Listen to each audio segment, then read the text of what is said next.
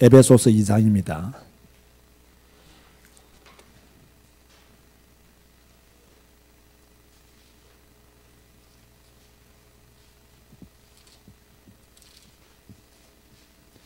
(8절에서) (10절) 말씀.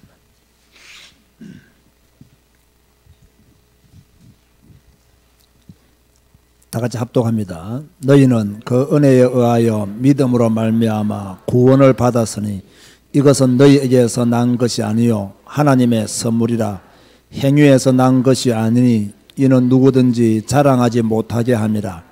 우리는 그가 만드신 바라 그리스도 예수 안에서 선한 일을 위하여 지으심을 받은 자니 이 일은 하나님이 전에 예비하사 우리로 그 가운데서 행하게 하려 하심이니라. 아멘. 자, 지난주에는 무엇을 배웠죠?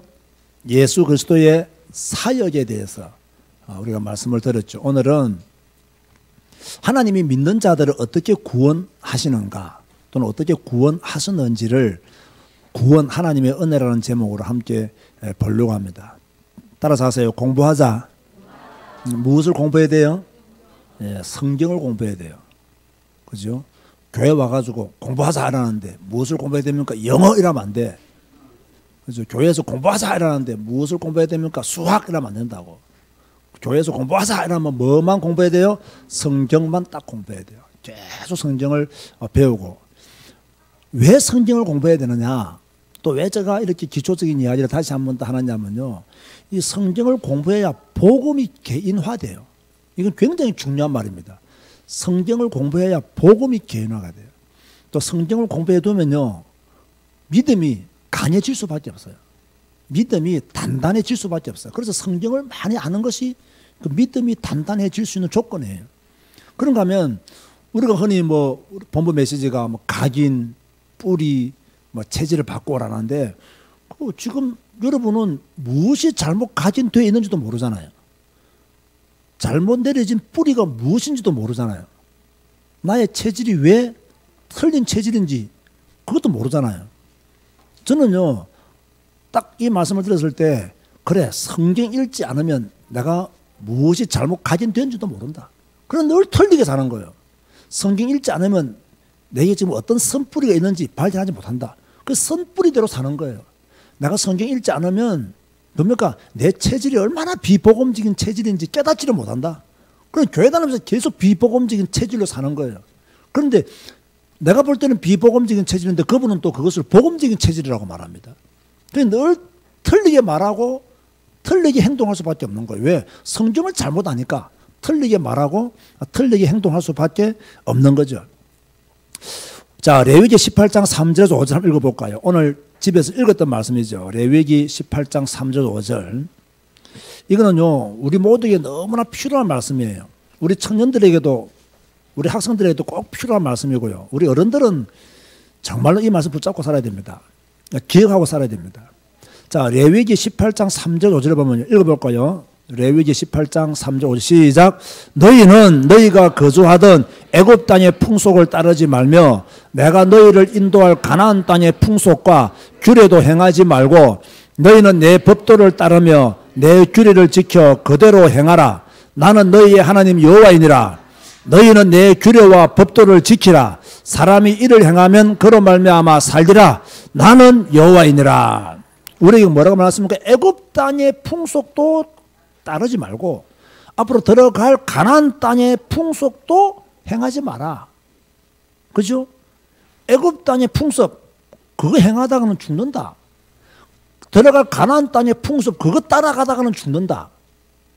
여러분의 과거 완전히 해결받아야 되고 여러분의 미래에 닥칠 세상적인 거 경계해야 되고 따라가면 안 된다. 그 말씀입니다. 이번에 결혼 예비학교 한 60, 70명 왔거든요. 그 이틀 동안 제가 계속 메시지 하는데 이제 미국 워싱턴에서 온 사람이 있더라고요. 그래서 이제 한 사람이 계속 뒤에서 통역을 미국인이고 한국말을 못 알아듣기 때문에 통역을 계속 해주죠. 근데 그 사람과 결혼한 사람은 누구냐면 한국 여자예요. 남자는 미국 남자인데 그 인도 계통, 인도 계통의 남자인가 봐요. 그 자기 부모들은 힌두교를 믿는다더라고요. 그 자기 부모님에게 자녀 이런 크리스찬이 되었으니까 힌두교를 따르지 않겠다고 선포를 하고 이제 이 여자하고 결혼했다는 거예요. 참 귀한 일이죠, 그죠? 했는데 이제 유모사님한테 이제 인사를 하고 이렇게 왔더라고요. 그래서 내가 옆에 앉아 있었죠. 그 유모사님 가시는데 내가 그분한테 말했어요. 남자는 미국 사람이고 어찌되었든 여자는 한국 사람이다. 두 사람이 국제 결혼을 하게 되는데 여러분 성경에 보면 국제 결혼해서 성공적인 부부가 있죠. 누구죠? 네, 브리스가 아굴라 부부죠, 그죠? 그런데 남편은 미국 사람이기 때문에 미국 문화를 이야기하고 아내는 한국 사람이기 때문에 한국 문화를 이야기하고 그래서 결혼하게 되면 서로의 문화가 다르기 때문에 이것이 갈등의 원인이 될 수도 있고 부부 생활을 힘들게 할 수 있다. 그런데 오늘 꼭 내 말을 잘 들어라. 미국 사람인 남편은 미국 문화 아내한테 말하지 마라. 한국 사람인 아내는 한국 문화 남편한테 이야기하지 마라. 당신 부부가 진짜 복음 안에 언약 안에 만났다면 절대 기준은 성경이 돼야 된다. 각 나라의 문화를 말하기 전에 성경이 무엇을 말하고 있는가를 알아봐야 된다. 그리고 남편도 성경 따라가야 되고 아내도 성경 따라간다. 그러면 당신 부부는 성공한다. 그런데 남편과 아내가 성경 따라가지 아니하고 남편은 미국 사람이라고 미국 문화 이야기하고 아내는 한국 사람이라고 한국 문화 이야기하면 당신 부부는 오래가기 힘든다. 그러더니 확실히 미국 사람들이 빨리 메시지 알아들어요. 목사님 말씀하셨다고. 맞다고. 그래서 제가 이렇게 고민을 하고 가지 마치고 이렇게 돌아왔다고요. 성경을 바로 알아야 미국 문화를 안 따라갑니다. 성경을 바로 알아야 한국 문화 안 따라갑니다. 성경을 바로 알아야 애굽의 풍습이 무엇인지, 성경을 바로 알아야 가나안의 풍습이 무엇인지를 알게 된다고요. 그런데 성경을 모르면 애굽 풍습 그대로 와가지고 뭡니까? 교회에서 신앙생활을 해요. 성경을 모르면 가나안 풍속 그대로 가지고 교회에서 신앙생활을 해요. 그래서 교회가 혼란스러운 거예요. 그래서 교회가 시끄러운 거예요. 교회가 가야 될 방향을 모르고 그 길을 잃어버리는 그런 경우들이 많이 있거든요. 자, 제가 전에 말했죠. 왜 우리가 성경 공부해야 되느냐? 왜 여러분이 성경 공부하는 일에 관심을 가지고 또 시간을 들여야 되느냐? 뭐 하기 위해서? 하나님의 풍성함을 누리기 위해서 우리는 성경 공부를 해야 된다. 성경 공부를 하지 않으면요, 하나님의 풍성함을 못 누려요. 제가 얼마 전에 다른 데서 강의하면서 그런 말을 했습니다. 오늘날 대부분의 그리스도인들은 보고 말하면서 마른 뼈와 같은 사람들이 너무 많다. 그리스도 말하는데 마른 뼈와 같은 사람들이에요. 왜 보고 말하면서 마른 뼈와 같이 사느냐? 왜 그리스도 말하면서 마른 뼈와 같이 사느냐? 성경을 모르기 때문에. 하나님의 풍성함을 못 누리기 때문에요. 마른 뼈로 살아요. 또 성경을 잘못 알아도 잘못 알아요. 그래서 마른 뼈로 사는 거예요. 성경을 바르게 알면요, 막 살이 붙고 생기가 돌고 그래서 살아나는 거예요. 할렐루야. 우리는 성경을 늘 배우고 성경 안에 거하도록 그렇게 애써야 되는 거죠.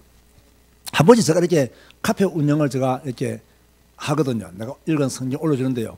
꼭 보면요, 신천지나 이단들이 와가지고요, 글 남기고 도망가 버려요. 이상한 글 남기고 도망가 버려요. 그럼 제가 다 지우죠. 다 지우죠. 한 번은 신천지가 와가지고 글을 딱 남기는데 그 내용이 뭐 나름대로 성경적인 이야기를 많이 했어요. 성경 이야기 했는데 내가 볼 때는 뭐 맞는 부분도 있고 틀린 부분도 있어요. 다 틀린 건 아닌데. 그래서 내가 그분한테 다시 쪽지를 보내줬어요. 이 게시판은 당신이 믿는 그 종교나 또 그것을 주장하는 게시판이 아니라고, 성경 한 권만 말해야 되고 성경적인 관점에서 글을 써야 되는 당신의 글은 부적합하다고, 그러면서 다시는 올리지 말라고 이렇게 했는데도 또 올려요. 또 올린다는 거. 그래서 내가 참 이게 대책이 안 서는구나. 그렇게 참 겸손하게 고민을 하면 들어야 될 거 아닙니까? 듣지 않아요. 그러니까 또 욕을 얻어먹을 수밖에 없는 거죠. 그래서 내가 그 다음에 딱 글썼어요. 당신이 하는 짓을 보니까 당신 단체는 이단이 확실하다. 내가 그랬어요. 당신이 하는 짓을 보니까 당신 단체는 이단이 확실하다.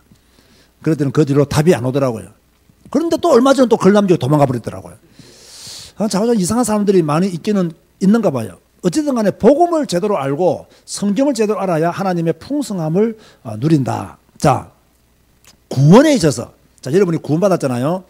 구원에 있어서 우리가 먼저 알아야 될 것은 무엇이라고요? 하나님의 주권을 먼저 알아야 된다. 굉장히 중요합니다.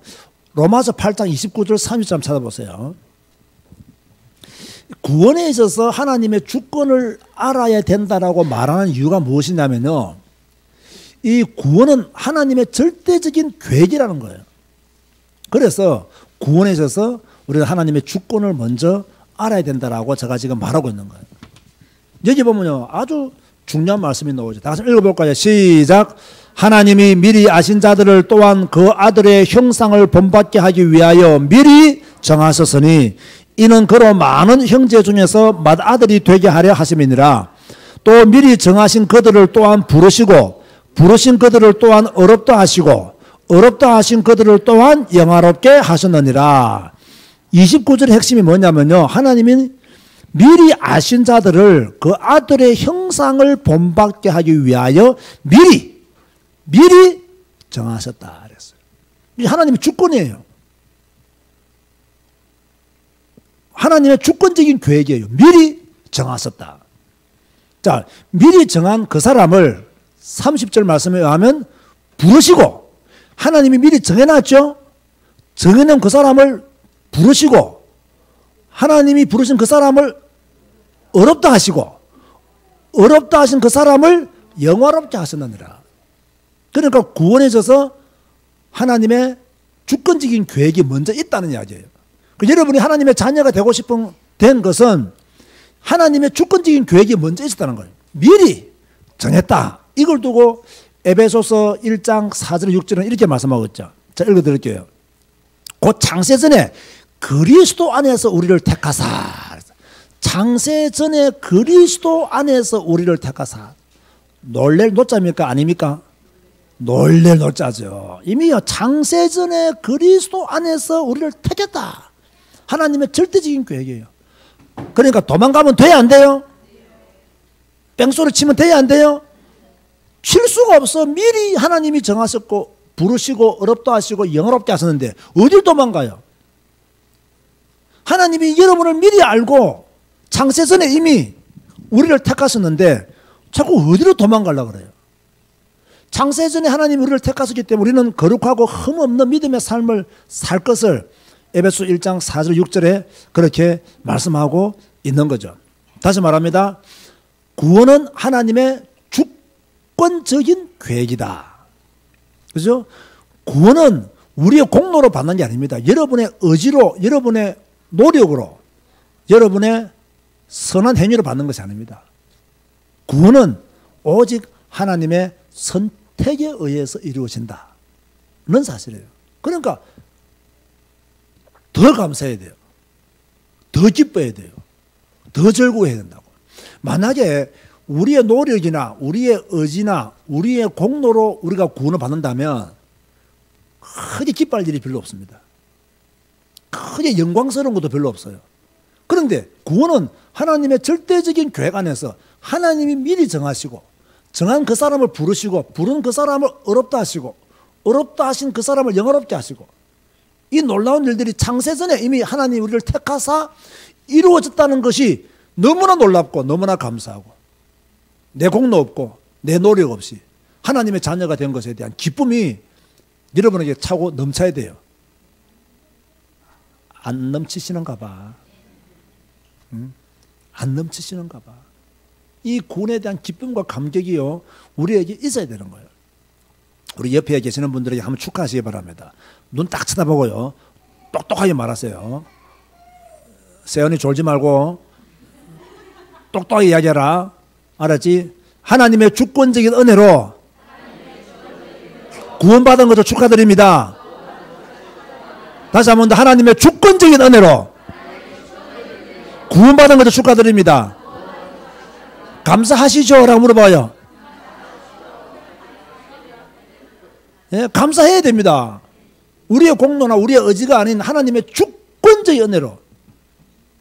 혹시도 속으로 아이고 하나님이 나를 안 불렀으면 내가 오늘 이 자리에 안 앉아있을 건데 지금 그렇게 불평하고 있지는 않겠죠?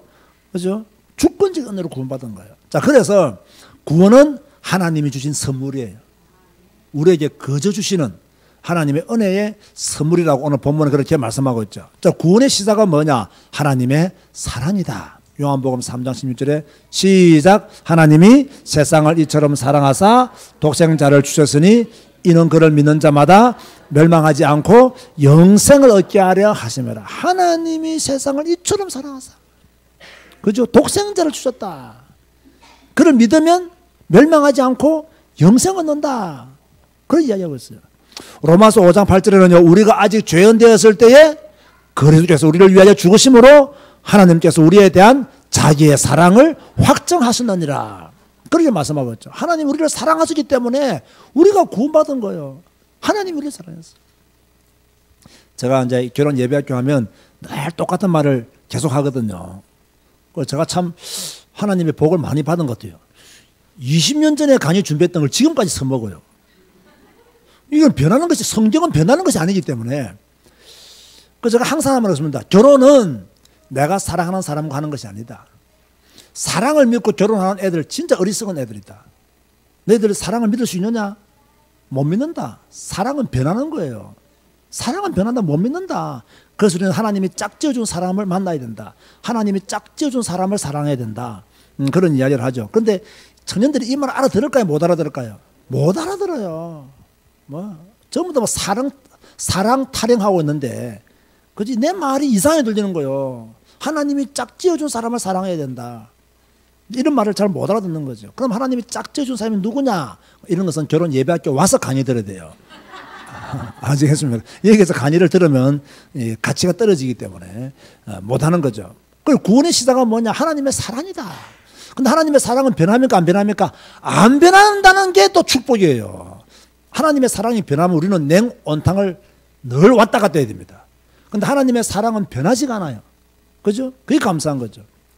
그러면 구원의 방법은 무엇이었느냐? 그리스도의 죽음이었음을 말씀하고 있죠. 베드로전서 3장 18절에 그리스도께서도 단번에 죄를 위하여 죽으사 의인으로서 불의한 자를 대신하셨으니 이는 우리를 하나님 앞으로 인도하려 하심이니라. 육체로는 죽임을 당하시고 영으로는 살리심을 받으셨으니 우리를 단번에 하나님 앞에 인도하시기 위해서 그분이 십자가를 지시고 돌아가셨다. 그래서 구원의 방법은 그리스도의 죽음이라고 그렇게 말씀하고 있죠. 오늘 우리가 지금 5대 제사를 살펴보았지 않습니까? 그 비밀과 지금 통하는 메시지가 증거되고 있는 거죠. 자, 그러면 구원에 있어서 회심 또는 회개는 필연적인 것이다 라고 제가 주보에 그렇게 적어놨어요. 여러분 그 민수기를 보면 이스라엘 백성들이 불뱀에 물리죠. 왜 물렸죠? 하나님과 모세를 원망하다가 하나님이 불뱀을 보내잖아요. 그 불뱀에 물린 사람들이 죽어나갔는데 무엇을 바라보면 살았죠? 놋뱀, 장대 위에 높이 달린 놋뱀을 보고 살았죠. 여러분 보세요. 이 당시에 하나님과 모세를 원망하다가 불뱀에 물린 사람들이 회개하는 방법은 그럼 무엇일까요? 놋뱀을 바라보는 거예요. 그게 회개예요. 놋뱀을 바라보는 것 자체가 회개라는 거예요. 그렇다면요, 죄인은요, 자, 왜 놋뱀을 쳐다봅니까? 자기가 지금 물렸다는 걸 알았기 때문입니다. 내가 곧 죽을 수 있다는 것을 알기 때문에 놋뱀을 쳐다보는 거예요. 죄인은요, 자기의 죄를 자각해야 됩니다. 내가 죄인이구나. 내가 죄를 지었구나. 이걸요, 자각해야 돼요. 그래서 오늘 낮 예배 때 하나님이 우리가 죄를 깨닫도록 주신 것이 무엇이라고요? 율법이다 그랬습니다. 기준이 있어야 죄인지 아닌지를 알기 때문에 하나님은 죄를 자각하도록 알도록 만들어 주시기 위해서 주신 것이 바로 율법이다. 그러면 우리가 죄가 있음을 깨달았다면 뭐 해야 됩니까? 회심해야 돼요. 회개해야 돼요. 그죠? 회심해야 돼요. 그런데 가끔씩 이런 말을 하는 목사들이 있는가 봐요. 구원받은 사람은 회개할 필요가 없다. 이렇게 말하는 사람이 있는가 봐요. 이번에 제가 캄보디아 갔을 때 그 캄퐁 참여해서 세면할 때 질문할 거 있으면 질문하라 했더니 어떤 목사님들은 구원받았으면 회개할 필요가 없다라고 말씀하셨는데 목사님은 여기에 대해서 어떻게 생각하십니까? 라고 그렇게 저는 질문을 했어요. 이런 질문에 대답 잘못하면요, 다음 세미나부터 안 옵니다. 그죠? 궁금해서 물어본 질문일 수도 있고 나를 테스트하기 위해서 물어본 질문일 수도 있어요. 저는 단호하게 말합니다. 예수 믿고 난 뒤는요. 그래서 내가 그때 했던 대답이 이겁니다. 예수 안 믿는 사람은 회개할 필요 없다. 예수님이 영접해야지. 그죠? 영접하는 것이 회개입니다. 예수 믿는 사람은 회개해야 된다. 왜? 영접했기 때문에. 그게 내가 준 대답이에요. 불신자들은 예수님을 영접해야 된다. 하나님을 믿어야 된다. 그것이 진정한 회심이다. 신자들은 이미 예수님을 믿었다. 그러면 죄를 범했으면 회개하는 것이 옳은 것이다. 구원받은 사람이 회개할 필요가 없다고 가르치는 것은 구원파적인 논리다. 성경 그렇게 말하고 있지 않다. 그래서 세례 요한도 회개하라 천국이 가까웠느니라고 말씀했고 예수님도 회개하라 천국이 가까웠느니라고 말씀했다. 예수 믿는 사람은 회개하는 것이 옳다. 그래서 제가 이야기를 했죠. 그럼 우리는 뭐 죄가 있으면 우리는 죄를 회개해야 되죠.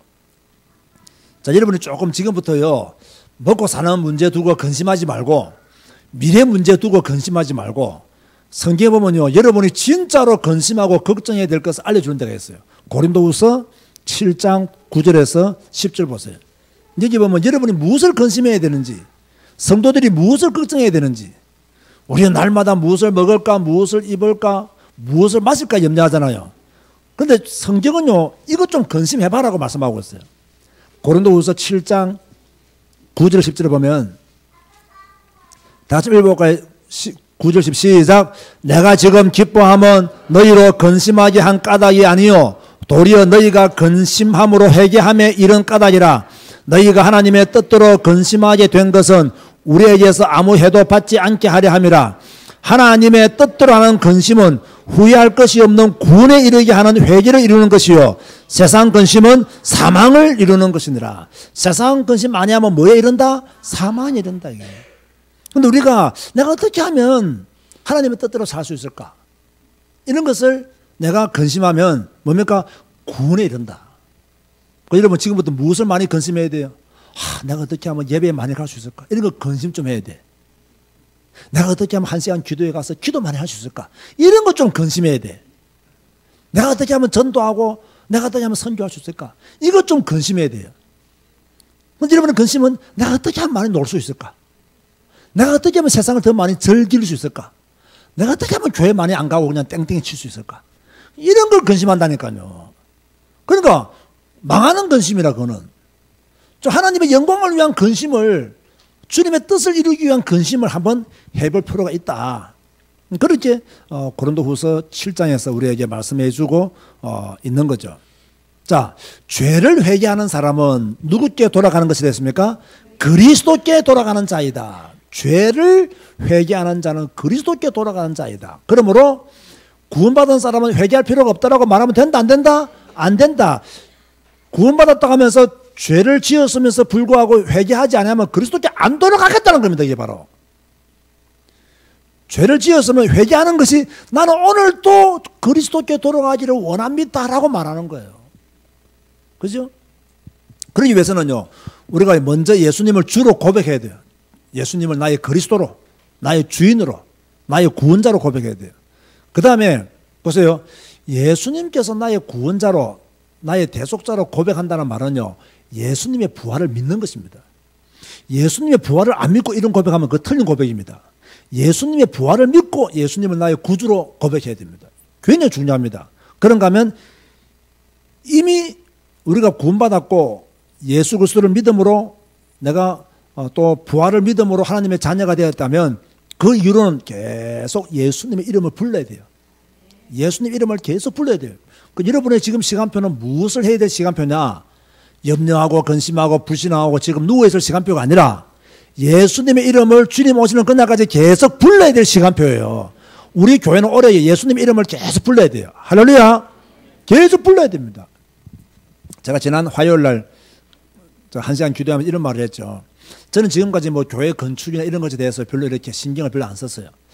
근데 이것도 내 영적인 나태함이라는 것을 제가 세계 선교대회를 참석하면서 조금 저 나름대로 기도하면서 깨달았어요. 그래서 요즘 참 두 가지를 두고 기도 많이 합니다. 하나님 우리 교회 안에 교회 건축에 대한 한을 가지고 기도하는 산업인 믿음의 사람이 나오게 하여 주옵소서. 계속 우리가 이 자리에 있을 수 없으니까 저 교회 건축이라는 절대적인 한을 가지고 절대적인 헌신을 할 수 있는 믿음의 사람이 나오게 하여 주옵소서. 자, 그 기도를 이번 주부터 시작했어요. 두 번째는 정말로 캄보디아를 가슴에 품고 절대적인 헌신을 할 수 있는 믿음의 사람이 나오게 하여 주옵소서. 그래서 제가 이번에 세계 선교 대회를 하면서 이 두 가지 기도점을 내가 딱 잡았어요. 앞으로 우리 교회가 부흥할 것이 확실하기 때문에, 큰 민족을 이룰 것이 확실하기 때문에, 왜 아멘 안 하는 게 아멘? 이름이 창대케 될 것이 확실하기 때문에, 그래서 우리는 교회 건축에 대해서 우리가 준비하고 기도해야 되겠다. 그래서 이것은 사명이 있는 사람이 나와야 돼요. 진짜 믿음 가진 사람이 나와야 돼요. 그래서 하나님이 그 사람에게 복을 주옵소서. 교회 건축을 하늘로 품고 절대적인 헌신을 하겠다는 그 사람에게 하나님이 복을 주시옵소서. 그렇게 기도가 시작되어졌고요. 캄보디아 선교도 마찬가지예요. 정말로 이 캄보디아 선교를 가슴에 품고 절대적인 헌신을 내가 하겠다. 10의 9조를 드리고도 10의 1조만 가지고 나는 살 수 있는 축복을 하나님께 받겠다라는 사람이 나와야 돼요. 그래 우리가 마음껏 캄보디아 복음화하고, 앞으로 캄보디아는 사실 신학교도 우리는 지어야 되고요. 우리가 넓은 땅을 살 필요는 없지만 신학교를 할 수 있는 조그마한 건물도 하나 필요하거든요.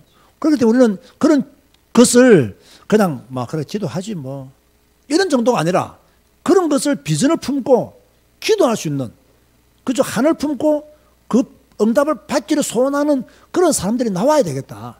그럼 나오지만 하나님은 반드시 그 사람들을 통해서 하나님의 일을 하실 것이다. 근데 그런 믿음을 제가 이제 가지고 기도를 하겠습니다. 왜? 예수님의 이름을 부르면, 교회 건축에 대한 하늘 품고 기도 시작하면 하나님은 그 일을 이루시고, 예수님의 이름을 부르면서 캄보디아 선교의 절대적인 헌신자가 되기를 소원하면 하나님은 그 기도를 들으시고 응답하실 것이다. 그렇다고 하면 우리는 기도하자. 누구 이름 부르면서? 예수 이름 부르면서 기도하자. 그죠? 여러분, 정말 여러분의 모든 선교의 방향은 어디로 딱 고정되어 있어야 돼요? 캄보디아로 딱 고정되어 있어요. 다른 나라 품지도 마세요. 아직까지는. 그 시간표가 아니에요. 온리 캄보디아예요. 아멘 하시기 바랍니다. 다른 데 가면 안 됩니다. 발병 납니다. 아주 온리 캄보디아예요. 그런 비전을요, 여러분들이 품고 기도해야 됩니다. 그래야 절대적인 헌신자가 될 수 있겠죠. 자, 이렇게 회개해서 그리스도께 돌아가는 자가 뭐가 되느냐? 의의 종이 된다. 여러분, 이 교재를 잘 보셔야 됩니다. 순서가 왜 이렇게 나오는지를 잘 보셔야 된다니까요. 순서가 이렇게 나올 때는 이유가 있다니까요. 회개하고 그리스도께 돌아갈 때 뭐가 된다? 의의 종이 된다. 그리스도를 믿는 자들이 주신 특권이 있죠. 여러분, 로마서 8장 1절 알죠? 그러면 이제 그리스도 예수 안에 있는 자에게는 결코 뭐가 없다? 정죄함이 없다. 결코 뭐가 없다? 정죄함이 없다. 여러분이 그리스도 예수 안에 있으면 뭐가 없다? 정죄함이 없다. 그것이 바로 여러분이 가진 특권. 정죄함이 없다. 이것이 뭐라고요? 내가 가진 특권이라는 거예요. 왜? 의의 종을 누가 정죄합니까? 그리스도 안에서 의의 종이 된 우리를 누가 정죄하겠습니까? 그 누구도 정죄하지 못, 사탄도 정죄하지 못합니다. 왜? 하나님이 주신 특권이기 때문에. 로마서 8장 2절에는 뭐라 했습니까? 죄와 사망의 법에서 해방되었다. 그렇게 말씀하고 있는 거예요. 그렇기 때문에 우리는 의의 종이 된다. 다시 말합니다. 죄를 지었으면 회개해야 된다, 안 해야 된다? 회개해야 된다. 회개하면 누구께 돌아가는 것이다? 하나님께 돌아가는 것이다. 하나님께 돌아가면 뭐가 된다? 의의 종이 된다. 그죠? 그렇게 말하고 있는 거예요. 자, 로마서 6장 18절 한번 찾아봅시다. 로마서 6장 18절에 보면요, 로마서 8장 1절과 2절은 결코 정죄함이 없다는 이야기고요, 8장 2절에는 죄와 사망의 법에서 너를 해방하였다는 말씀이고요, 6장 18절에 이렇게 말씀하고 있어요. 큰 소리 읽어볼까요? 시작. 죄로부터 해방되어 의에게 종이 되었느니라. 그러니까 여러분에게 하시는 선포입니다. 이게 너희들은 죄로부터 해방되어서 의의 종이 되었다. 그렇게 말씀하고 있는 거예요. 그래서 우리가 의의 종이 되었기 때문에, 여러분들이 의의 종이 되었기 때문에 거룩함에 이르는 열매를 맺고 영생을 얻는다. 자, 영생은 언제 얻느냐? 죄 지었으면 회개하고, 회개하는 것은 누구께 돌아가는 것이다? 그리스도에 돌아가는 것이다. 그리스도에 돌아가면 뭐가 된다? 의의 종이 된다. 의의 종이 되기 때문에 열매를 맺어 영생을 얻는다. 그렇게 말씀하고 있어요. 자, 로마서 6장 22절 찾아보세요. 로마서 6장 22절. 큰손 7과 6장 22절 시작. 그러나 이제는 너희가 죄로부터 해방되고 하나님께 종이 되어 거룩함에 이르는 열매를 맺었으니 그 마지막은 영생이라. 그 마지막은 너희들이 거룩한 그죠? 열매를 맺음으로 말미암아 그 마지막은 영생을 얻는다. 오늘 로마서의 말씀, 레위기의 말씀과 통합니까 안 통합니까? 다 통하는 말씀들이에요. 이걸 여러분 아셔야 돼요. 자, 여러분 점점 변화되시기 바랍니다. 점점 더 성장하시기 바랍니다. 성경을 더 사랑하고 더 많이 읽으시기 바랍니다. 그래야 우리가 뭡니까? 그 마지막은 영생이라. 그렇게 말씀하고 있어요. 자, 그렇다면 우리가 구원받았잖아요. 하나님의 자녀가 되었잖아요. 그럼 구원받은 여러분, 하나님의 자녀가 된 여러분들은 구원받은 증거가 뭐냐 이거예요. 내가 구원받았다고 하는데, 내가 하나님의 자녀가 되었다고 하는데 내가 구원받은 증거가 뭐냐? 딱 3가지가 있어야 구원받은 증거입니다. 첫 번째 뭐라고요? 믿음의 역사가 있어야 구원받았다 이 말이에요. 데살로니가 전서 1장 3절 4절 말씀이 나오는 거죠. 잘 아는 말씀이죠. 믿음의 역사에 구원받은 여러분들에게는 어떤 증거가 있어야 되느냐? 믿음의 역사가 있는 성도가 되어야 된다는 거예요. 하나님의 자녀가 되었다면 믿음의 역사가 있어야 돼요. 아멘 하시기 바랍니다. 그러면 오늘부터 여러분에게 뭐가 나타나야 돼요? 믿음의 역사가 나타나야 돼요. 믿음의 역사. 할렐루야. 기쁘지 않습니까? 여러분을 통해서 믿음의 역사가 나타난다고 한번 생각해 보세요. 이거는 기쁜 일이에요. 나를 통해서 믿음의 역사가 나타난다. 이건 즐거운 일이에요. 나를 통해서 믿음의 역사가 나타난다. 이거는 정말로요 신나는 일이에요.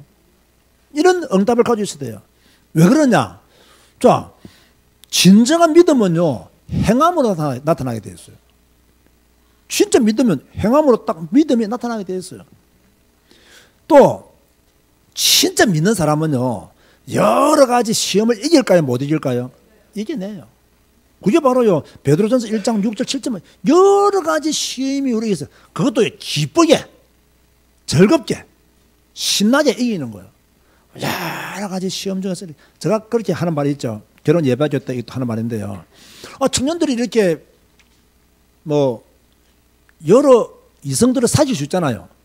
또 저는 결혼하기 전에 가능하면 많은 이성들을 만나보는 것도 괜찮다. 뭐 바람 피우라는 말이 아니고 이 남자 저 남자 만나봐야 왜 키 큰 남자가 신구인지 왜 키 작은 남자가 독한지 이거 다 그래 알게 되는 거예요. 여러 남자를 만나보는 것도 괜찮아요. 나쁘지가 않아요. 왜 좀 이렇게 또 신앙의 색깔이 다른 남자들을 만나면 왜 힘드는지.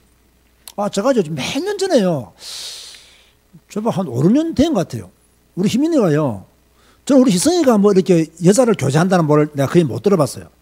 너 우리 희민이가 이렇게 교제한다면 나한테 말을 잘해요. 희성이는 안 사귀어 본 건지 사귀어 보고도 숨기는지는 잘 모르겠어요. 근데 희민이는 말을 잘해요. 저는 여러분 말씀드렸을 겁니다. 한 번은 제가 뭐 이렇게 여학생을 사귄다는데 대학 가가지고 그 신앙은 좋냐 때문에 천주교를 하는데 천주교를. 여러분 같으면 천주교 다닌다면 어떻게 하겠어요? 하지 마라, 끊으라, 좋은 말 할 때 이럴 거 아닙니까? 그러니까 나는 사귀어 봐라 했습니다. 6개월 지났더니요 헤어졌다는 거예요. 왜 헤어졌나 했더니 말이 안 통한다는 거예요. 대화가 안 된다는 거예요. 그러니까 사귀어 봐야 돼요.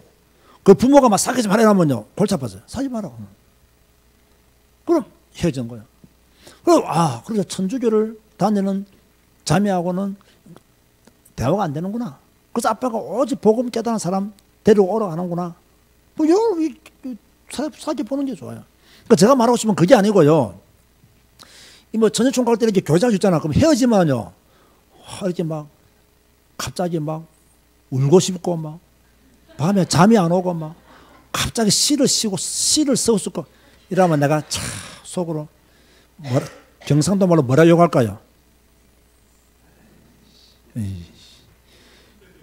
진짜 그렇게 욕하고 싶은 거예요. 내가 지금 나는 내가 결혼 예비할 때도 말합니다. 너희들은 교제하다가 헤어질 수 있어. 헤어졌다고 해서 막 울고 직장 가기 싫고 학교 안 가고 그런 짓 하지 마. 헤어졌으면 딱 쿨하게 끝내고 그 다음날 막바로 밥 잘 먹고 학교 잘 가고 직장 잘 가고 그래야지.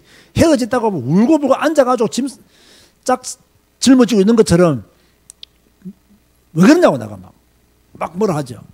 그죠? 믿음의 역사를 이루어야지. 그죠? 어쨌든 간에요. 우리에게 여러 가지 시험들이 많이 있어요. 이걸 잘 이겨내야 돼요. 잘 이겨내야 돼요. 그죠? 그리고요, 믿음의 역사겠다는 말은요, 나는 믿음을 가졌기 때문에 선한 일을 행하는 거예요. 믿음을 가졌기 때문에 선한 일을 행하는 거예요. 이것도 꼭 필요한 거죠. 자, 그 다음에 두 번째 뭐가 있어야 돼요? 사랑의 수고가 있어야 된다. 구원받았다는 증거로 뭐가 있어야 된다? 사랑의 수고가 있어야 된다. 그런데요, 여러분, 이거 한번 찾아봅시다. 히브리서 6장 10절 한번 찾아보세요. 히브리서 6장 10절에 보면 이런 말씀도 있습니다, 여러분. 여러분이 잘 알지 못하는 말씀인데요. 하나님은 믿는 자들의 섬김을 잊지 아니하신다는 말씀입니다. 하나님은 불의하지 아니하사 너희 행위와 그 이름을 위하여 나타낸 사랑으로 이미 성도를 섬긴 것과 이제도 섬기고 있는 것을 잊어버리지 아니하시느니라. 뭡니까? 하나님은 여러분들이 교회를 섬기고 성도를 섬기는 것을 뭐한다? 잊어버리지 아니하신다. 이런 말씀도 있어요. 그러니까 섬기는 것이 중요해요, 안 중요해요? 중요한 거예요. 사랑의 수고가 중요해요, 안 중요해요? 중요한 거. 여러분 다 사랑의 수고를 해야 돼요. 교회 공동체 안에서, 복음 공동체 안에서 뭐 해야 되느냐? 사랑의 수고를 해야 돼요. 그래야 교회가 돌아가죠. 그래야 우리가 한 지체인 것을 또 확인하게 되고요. 그런가 하면 사랑의 수고는 성령께서 우리의 마음에 부어주신 것이다. 참 이것도 중요해요. 하나님이 우리에게 사랑의 수고를 할 수 있는 은혜를 주셔야 돼요. 은혜를 주셔야 돼요. 주셨는데 무시하지 말고요. 또 하나님께로서 난 자들은 사랑하는 특징을 가지고 있어요. 그래서 요한 1서 4장에 보면요, 사랑하는 자 우리가 서로 사랑하자. 사랑은 누구께 속한 것이니? 하나님께 속한 것이니 사랑하는 자마다 누구로부터 나서? 하나님으로부터 나서 하나님을 안다라고 말씀했어요. 그렇죠? 그래서 우리는요, 사랑하는 마음을 가져야 돼요. 우리 옆에 계시는 분들에게 사랑합니다 하면 인사하시기 바랍니다. 별로 사랑 안 하죠? 그러면 사랑합시다 라고 말하세요. 사랑합시다. 할렐루야. 사랑합시다 말이에요. 예? 왜냐하면 그 구원받았다는 증거가 뭐냐? 사랑의 수고를 하는 거예요. 사랑의 수고를. 그러니까 여러분이요, 이렇게 뭐 교회를 섬기고 또 성도들을 위해서 또 시간을 드리고 이거 다 사랑의 수고. 하나님이 잊으신다, 잊지 아니하신다, 잊지 아니하신다. 그런데 입으로만 사랑한다고 말하는 것이 사랑일까요? 아니에요. 요한 1서 3장 18절 19절 보세요. 요한 1서 3장 18절 19절. 입으로만 사랑한다 말하고요, 행함이 없으면 안 된다는 이야기예요. 요한 1서 3장 18절 19절 보면 이렇게 말씀하죠. 자녀들아, 우리가 말과 혀로만 사랑하지 말고 무엇으로 하자? 행함과 진실함으로 하자. 이로써 우리가 진리에 속한 줄을 알고 또 우리 마음을 주 앞에서 굳세게 하리니. 우리가 행함과 진실함으로 자녀들을 사랑함으로 우리가 진리에 속한 줄을 안다. 그렇게 말씀하셨어요. 그렇죠? 말과 행함으로, 진실함으로, 행함과 진실함으로 사랑하면 진리에 속한 줄을 알겠다.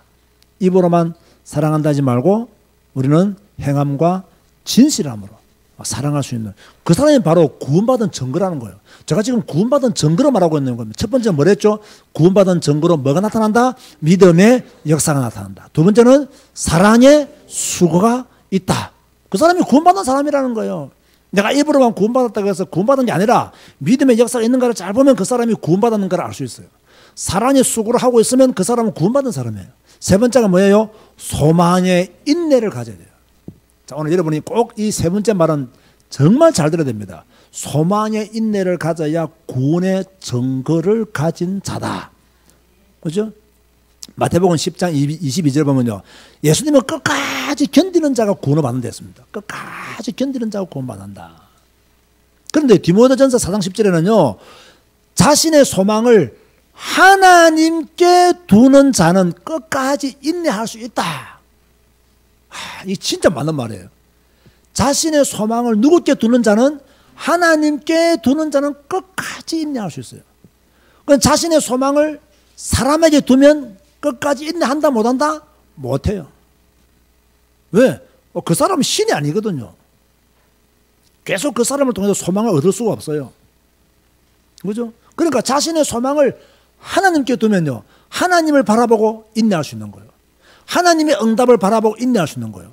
여러분의 가정 문제도 마찬가지입니다. 부부 문제도 마찬가지입니다. 여러분이 대화도 잘 안 되는 그 배우자에게 소망을 두고 있으면요, 빨리 이혼하고 싶어요. 빨리 끝장내고 싶어요. 그죠? 그런데 언젠가는 하나님이 저 인간을 변화시키겠지 라고 생각하고 누구께 소망을 두면, 하나님께 소망을 두면 뭐 할 수 있다? 인내할 수 있다, 그 말이에요. 인내할 수 있다는 거예요. 내가 비록 지금 경제적으로 어렵고 힘들지만, 내가 지금 누가 나를 인정해 주지도 않고 힘들지만 나의 소망은 하나님께 있습니다. 나는 사람에게 소망을 두지 아니하고 하나님께 나의 소망을 둡니다 라는 사람은요, 뭐 할 수 있다? 인내할 수 있다는 거예요. 인내할 수 있다는 거예요. 제가 전에 얼마 전에 말했죠. 우리가 인내하지 못하는 이유, 우리가 성질이 급한 이유가 뭐라 했죠, 내가요?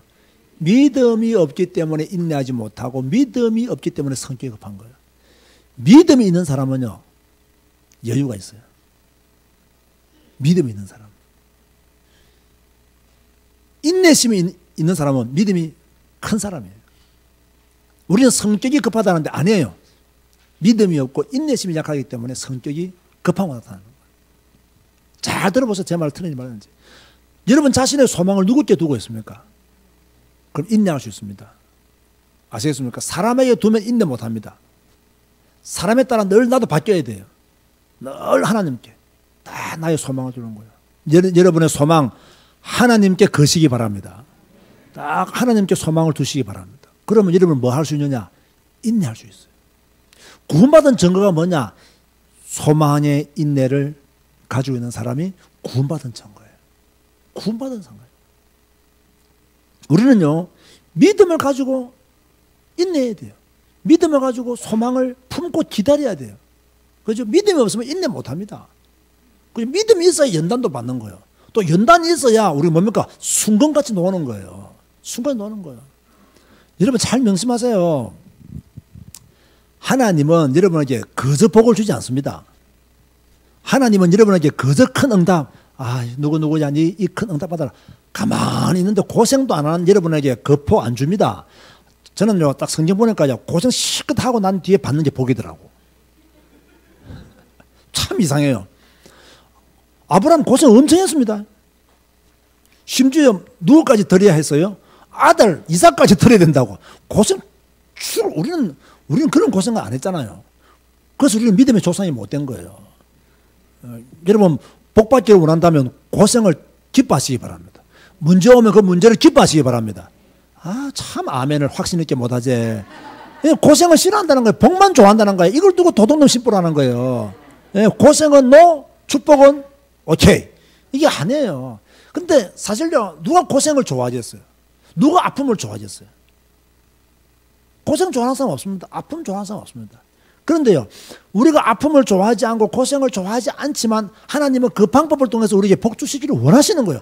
하나님의 방법이 그렇기 때문에 우리는 아픔과 상처도 고생도 감당해야 된다는 거예요. 그거 해야 된다는 거예요. 그렇지 안 그랬습니까? 션 화이트, 미국의 날아다니는 그 애, 쥐하고 도는 애. 이게 지금 또 뭔지 모르겠습니다. 스노보드. 그 금메달 애 보십시오. 자기가 연습할 때 자기한테 부상을 가장 많이 입힌 기술이 금메달 따게 만들었다는 겁니까? 그죠? 나는 그 말이 진짜 와닿더라고요. 그리고 올림픽에서 금메달을 땄던 수많은 사람들 이야기 들어보세요. 죽을 고생하고 금메달 땄지. 놀고 먹고 룰루랄라 즐기면서 금메달 딴 사람 한 명도 없습니다. 그렇지 않습니까? 남 잘 때 연습하고, 그죠? 그렇게 해도 될까 말까는데. 그렇게 연습해도 넘어지고 뭐. 그렇게 연습해도 실수하고. 그죠? 그래 안 합니까? 여러분, 금메달 딴 선수치고요, 부상당해서 한두 번 수술 받거나 또 이렇게 부상당해서 몇 개월 고생 안 하는 사람이 있으면 나와보라세요. 없습니다. 다 고생합니다. 그냥 얻어지는 게 없어요. 그냥 얻어지는 게. 그냥 얻어지는 게 없다니까요. 저는 이 무릎 부위에 저는 상처가 많다 그랬죠. 그럼 맨날 그 자전거 탈 때 자전거 기술 좀 익히려고 앞바퀴 들고 뒷바퀴 들고 바퀴 동시에 들고 이거 연습하다가 계속 그냥 페달에 그냥 무릎 조인트 까여가지고 보면 좀 흉터가 많다니까요. 왜? 그냥 처음부터 앞바지 들고 뒷바지 들고 바지 두 개 동시에 들고 못 달려요. 그거 죽으라고 연습해야 돼요. 죽으라고 연습해야 될 때는 뭐가 나와요? 상처, 부상이 나와요. 그럼 부상 안 당하려면 그거 하면 안 되지. 안 되지. 그죠? 그걸 다, 여러분 신앙생활도 마찬가지예요. 여러분이 신앙생활 성공하려면 막 모든 사람이 박수 쳐주고 막 잘한다고 막 이럴 줄 아세요? 안 해요. 절대 아닙니다. 막 비난하고, 지만 잘 믿은 척 한다 그러고, 그죠? 막 지만 경건한 척 한다 그러고, 그죠? 지만 성경 읽는 척 한다 그러고, 막 온갖 욕 다 듣습니다. 그래도 좌로나 우로나 흔들림 없이 내가 가는 길을 그가 아시나니, 내가 천국같이 나오려 가야 되는 거예요. 믿음 생활 마찬가지예요, 여러분. 마찬가지예요. 그러니까 여러분 욕 많이 얻으면 가니까 네가 예수 믿어서 복 받으니 뭐 있냐 하면서, 그래도 예수 믿어야 돼요. 그래도 예수 믿어야 된다고. 여러분은 이미 창세 전에 하나님이 택했다니까. 미리 정해놓은 사람이라니까. 그 믿어야 된다는 거 도망갈 생각하지 말라니까요. 그죠? 그러니까요, 우리는요, 소망의 인내를 가져야 돼요. 인내하면서 가면 하나님의 복이 우리에게 다 임하는 거예요. 복이 임하는 거예요. 자, 오늘부터 여러분은 세 가지 있어야 됩니다. 구원받은 여러분들은 몇 가지 있어야 돼요? 세 가지. 첫 번째가 뭐라고요? 믿음의 역사가 나타나야 됩니다. 믿음의 역사가 나타나야 됩니다. 두 번째 뭐라고요? 사랑의 수고가 있어야 됩니다. 세 번째가 뭐라고요? 소망의 인내를 가져야 돼요. 요 세 가지가 딱 여러분이 가져야 될 메시지예요. 이미 여러분은 구원받았기 때문에 하나님의 은혜로. 그럼 여러분이 지금부터 기억해야 될 게 뭐냐? 믿음의 역사를 나타내자. 사랑의 수고를 하자. 그리고 소망의 인내를 더 가지자. 구원받은 여러분들이 지금 딱 가져가야 될 메시지가, 나 오늘 이 시간 이후로 더 믿음의 역사를 나타나겠다. 나는 더 사랑의 수고를 하겠다. 나는 더 소망의 인내를 하겠다. 내게 눈에 보이는 증거 없어도 나는 이 믿음의 길을 끝까지 가겠다. 내 뜻대로가 아니라 누구의 뜻대로? 아버지의 뜻대로. 나의 원대로가 아니라 아버지의 원대로. 참 오늘 난 예배 메시지 중요했습니다. 그죠? 온전한 헌신을 하되 내가 원하는 대로 헌신하는 것이 아니라는 거예요. 그죠? 아버지의 원대로 헌신하는 것이 번제의 의미다. 그래서 그런 것도 잘 알아둘 필요가 있는 거죠. 자, 결론 맺습니다. 하나님은 구원의 절대 주권자이시다. 우리의 노력이나 선으로 구원을 받는 것이 아니다. 그렇다면 우리는 어떻게 반응해야 되느냐? 우리의 노력으로 우리의 의지로 구원받는 것이 아니기 때문에 우리는 어떻게 반응해야 되느냐? 에베소 1장 4절 다시 읽어봅니다. 곧 창세전에 그리스도 안에서 우리를 택하사 우리로 사랑 안에서 그 앞에 거룩하고 흠이 없게 하시려고. 우리를 택한 이유는 뭡니까? 우리를 거룩하고 흠이 없게 하시려고. 오늘 내가 난예부터 말했죠. 우리가 어떻게 거룩하고 흠이 없습니까? 율법을 지킴으로? 아니, 예수 그리스도를 믿음으로. 그죠? 거룩하고 흠이 없어진다. 구체적으로 우리는 어떻게 살아야 되느냐? 로마서 6장 12절 13절 한번 읽어봅시다. 이건 아주 중요한, 오늘 이 시간 이후로 여러분이 어떻게 살아가야 될 것인가에 대한 답입니다. 로마서 6장 12절 13절 한번 보세요. 로마서 6장 12절 13절. 여러분들은 눈으로 읽고 제가 읽어드리겠습니다. 자, 설명을 해드려야 되기 때문에. 그러므로 너희는 죄가, 무엇이? 죄가 너희 죽을 몸을 뭐하지 못하게 하여? 지배하지 못하게 하여. 죄가 몸을 지배하지 못하게 하여 몸의 사욕에 뭐하지 말고? 순종하지 말고. 몸의 사욕에 순종하지 말고. 또한 너희 지체를 불의의 무기로 죄에게 내주지 말고 오직 너희 자신을 죽은 자 가운데서 다시 살아난 자같이 하나님께 드리며 너희 지체를 의의 무기로 하나님께 드리라. 자, 이 말씀이 의미한 바를 알겠죠? 따라가세요. 싸우자. 싸우자. 한판 붙자. 뭐와 한판 붙어야 돼요? 죄와. 죄가 우리 몸을 지배하지 못하도록 한판 붙어야 돼요. 누구 이름으로? 예수 이름으로. 세상 문화, 애굽 문화, 가나안 문화 따라가면 된다 안 된다? 안 된다 이 말이에요. 지금 애굽의 풍습, 가나안 풍습 보세요. 얼마나 타락하고 얼마나 엄난한지. 이건 보이지 않습니까? 제가 말할 필요가 없잖아요. 여러분이 저보다 더 잘 알기 때문에. 그죠? 지금 얼마나 많은 것들이 우리의 몸을 뭡니까? 지배하려고. 죄가 우리의 몸을 지배하려고. 그러니 발버둥 치고 있잖아요. 싸워야 돼요.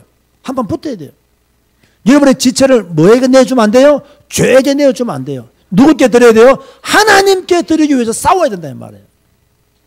우리의 몸이 하나님의 영광을 추구하는 의의 무기가 되도록, 할렐루야, 죄를 벗어버리고 딱 영광의 무기가 되도록, 그래서 우리의 몸을 움직여 나가야 된다는 거예요. 잘 들으시기 바랍니다. 구원받은 여러분, 이렇게 살아야 됩니다. 그런가 하면 주님께서 우리의 결박을 다 푸셨습니다. 아멘 하시기 바랍니다. 주님께서 여러분의 모든 결박 푸셨는 줄 믿으시기 바랍니다. 다 풀었다 이 말이에요. 시편 116편 16절 17절 여호와여 나는 진실로 주의 종이요 주의 여종의 아들 곧 주의 종이라 주께서 나의 결박을 푸셨나이다. 내가 주께 감사제를 드리고 여호와의 이름을 부르리이다. 주께서 나의 결박을 푸셨나이다. 자, 주님은 지금도 여러분의 결박을 푸시고 계신 줄 믿으시기 바랍니다. 그죠? 완전히 여러분이요, 완전히 주님이 풀었는데 또 다시 매이지 말고 끝장내야 됩니다. 주님은 풀었는데 다시 매이면 됩니까? 안 되죠? 아직도 떠나지 못하고 있는 고향, 친척, 아버지 집 떠나야 됩니까? 안 떠나야 됩니까? 빨리 떠나야 돼요. 주님이 떠나라는데 왜 안 떠나요? 떠날 때 결박을 완전히 푸시는 거예요. 이미 주님은 우리의 근본적인 문제를요, 근본적인 결박을 풀어버렸어요. 그렇다면 우리는 또 다른 문제들을 치유받으면서 성화되어 가야 되는 거죠. 자, 오늘은 구원, 하나님의 은혜다. 우리가 구원을 어떻게 받았고 어떤 과정으로 우리가 구원의 역사를 이루었다. 또 구원받은 우리에게는 어떤 증거가 있어야 된다. 믿음의 역사와 사랑의 수고와 소망의 인내를 우리는 가지고 있어야 된다. 이미 우리 주님께서 우리의 모든 문제를 다 해결하셨다. 그런 이야기들을 말씀했는데요. 결론을 말하면요, 부탁하고 싶은 것이 있어요. 여러분이 받은 구원의 은혜를 가벼이 여기지 마시기 바랍니다. 이 구원의 은혜는 너무 가벼워요. 그래서 빨리 죄로 돌아가요. 빨리 애굽의 풍습으로 돌아가요. 구원의 은혜를 받았다 하면서요, 살아가면서 너무나 빨리 가나안의 문화에, 가나안의 풍습에 물들어 버려요. 그거 조심해야 됩니다. 애굽의 풍습 빨리 빠져나와야 되고 가나안의 풍습에 물들면 안 돼요. 구원받은 여러분들이 아직도 애굽의 풍습에 묶여있고, 그죠? 자유를 얻지 못하고 가나안의 풍습에 또 묶인다면 이거야말로 저주와 재앙입니다. 애굽의 풍속에서 빨리 빠져나와야 되고 완전히 자유해야 되고 가나안 문화에 물들면 안 돼요. 그러기 위해서는 뭡니까? 성경을 배우고 성경을 읽고 성경 말씀을 따라 우리는 뭡니까? 믿음의 길을 가야 되는 거예요. 이 일에 승리하시기를 주님의 이름으로 축원드립니다. 기도하시겠습니다. 주님 감사합니다. 오늘 구원은 하나님의 은혜로 받았음을 다시 한 번 더 배우고 또 깊은 내용으로 우리를 권면하여 주시니 진실로 감사를 드립니다. 주여, 우리의 죄를 자각하게 하여 주옵시고 회개하게 하여 주옵시며 그리스도께 돌아가게 하여 주옵시며 그래서 의의 종이 되어지게 하여 주옵소서. 우리가 구원받은 증거로 믿음의 역사를 나타내게 하시고 사랑의 수고를 기꺼이 감당해내게 하시고 또 소망의 인내를 이룰 수 있도록 축복하여 주옵소서. 하나님의 구원은 하나님의 절대 주권임을 알게 하여 주시니 진실로 감사드립니다. 창세전에 우리를 택하신 줄로 믿습니다. 미리 정하신 줄로 믿습니다. 우리를 어렵게 하신 분이 하나님인 줄로 믿습니다. 절대로 복음 밖으로 나가지 않도록 하여 주옵시고 복음 안에서 하나님의 은혜를 누리며 살아갈 수 있도록 축복하여 주옵소서. 예수님의 이름으로 기도드리옵나이다. 아멘.